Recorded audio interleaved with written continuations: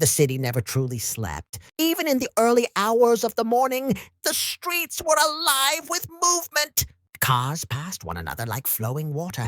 People walked with purpose. And tall buildings stood proudly against the sky. Every glass tower reflected dreams of success, power, and wealth. This was a city where money spoke louder than words and status defined respect. In front of one of the most powerful banks in the city, a black luxury car slowly came to a stop.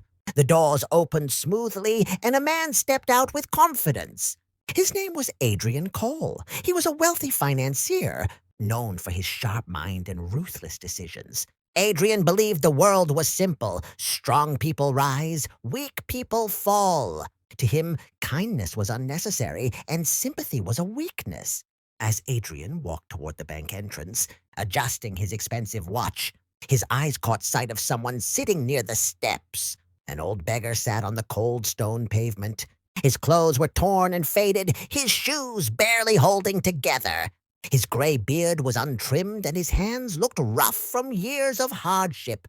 Beside him was a small metal bowl with only a few coins inside. Yet something about the beggar felt different. His eyes were calm. They did not beg or plead. They looked thoughtful, almost peaceful, as if he had seen everything life could offer and accepted it quietly. "Sir," the beggar said softly, barely raising his voice, "anything you can spare?" Adrian stopped. He looked down at the man, then laughed. "You don't look weak," Adrian said loudly, making sure others could hear. "You look strong enough to work." People nearby slowed down. Some watched with curiosity. Others looked uncomfortable and walked away quickly. "Why should people like me work day and night?" Adrian continued. "While people like you sit here asking for free money?" The beggar lowered his eyes. His voice remained calm.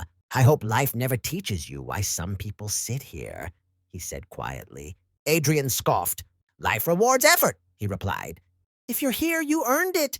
Without another word, Adrian walked into the bank, leaving the beggar behind as if he were invisible. Inside the bank, everything felt familiar to Adrian. Phones rang nonstop. Employees rushed from desk to desk. Digital screens flashed numbers rising and falling in seconds. Millions were gained and lost in moments. Adrian felt powerful here. People greeted him with respect, whispered his name, and smiled nervously when he passed. But something was wrong. The atmosphere felt heavy. Employees whispered urgently. Managers looked stressed. There was tension in the air, like something bad was about to happen. Adrian noticed, but didn't care. Then suddenly, the bank manager rushed out of his office. His face was pale, and panic filled his eyes. "Has anyone seen him?" The manager shouted. "Seen who?" Adrian asked impatiently. "The man outside," the manager replied. "The beggar." Adrian froze. "The beggar?" he repeated. "Yes," the manager said urgently. "We've been searching for him for years." Confused and curious, Adrian followed the manager outside. The beggar was slowly trying to stand, using a worn wooden stick for support. Every movement looked painful, yet dignified. His bowl lay empty beside him. Then something unbelievable happened. The bank manager rushed toward the beggar and bowed deeply in front of him. "Sir?" he said with emotion. "We've been searching for you for years." The street fell silent. People stopped walking. Cars slowed down. Adrian's heart began to race. Searching for him? The beggar slowly straightened his back. Though his body was weak, his presence suddenly felt powerful. The manager turned toward the growing crowd. "This man," he said loudly, "is the founder of this bank." Gasps filled the air. Adrian felt dizzy. "More than 30 years ago," the manager continued, "he built this institution on honesty and trust. During the financial collapse, when greed destroyed countless banks, he refused to abandon his employees and customers." The beggar finally spoke. "I could have saved myself," he said calmly. "I could have walked away and kept my wealth." The manager continued. "He sold his home, his cars, his investments, everything to protect people's savings and pay his workers." Adrian's chest tightened. "When the losses became too great," the manager said, "he took full responsibility and disappeared quietly so the bank could survive. No fame, no praise, no credit." The beggar looked at Adrian. Success is loud, he said softly. Sacrifice is silent. Adrian remembered his laughter, his words, his judgment. I'm sorry, Adrian whispered. I judged you without knowing anything. The old man smiled gently. The world respects suits, he said, not souls. Adrian asked what had happened to him.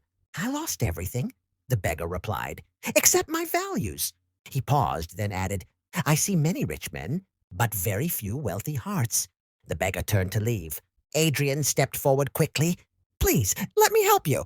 The old man stopped and looked back. Help others, he said. That will be enough. Then he walked away, disappearing into the crowd. Adrian stood alone. The city continued moving. Cars passed. People hurried. But Adrian was no longer the same man. That day, he didn't lose money. He lost arrogance, and he gained wisdom. Final moral, never judge someone by their appearance or position. Life can change everything in a moment, but character lasts forever.